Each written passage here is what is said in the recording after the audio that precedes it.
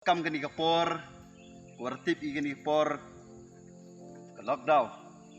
Ne benta ko hawro hi perthai da tip hi unu COVID-19. Kamong news na mo dadap mat ki pa ba uro hapo ka jela ko yong i.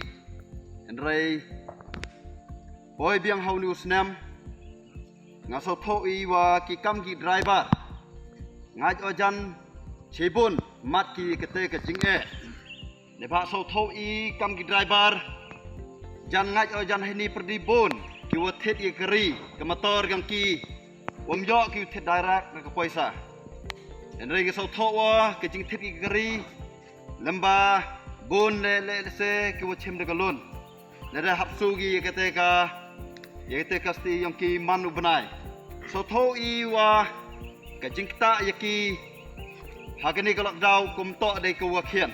So tho bakla phi kam ni por yo le se wo ong phi kini to kakam ko play politics ni kakam wo le yera. Ndre kini ka to kakam o ko no mikmat. O emu ta ka jing perkhat jangai. Ne benta ka yap ka im ne benta ka im lang salang ne benta ki jing yong pai ba hi hapo kini ka thanya i wara. Ne ti daw o emle kwa kulam hagini kisnam go dadak.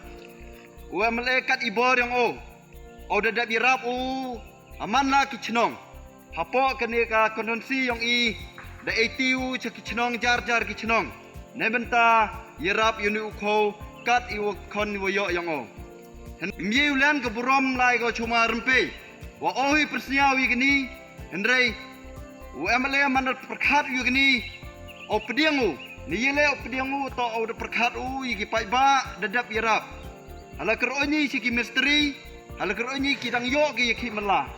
Hendrei kini gua ke wayak keri, gua kemai na du ni kathan hadu juai, du ni haslong so thok ta ki.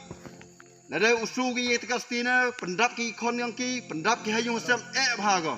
Ne ti daw ngasnya wa man kini kejing yong UMLE. Na da man go kejing go khian. Ngai scam.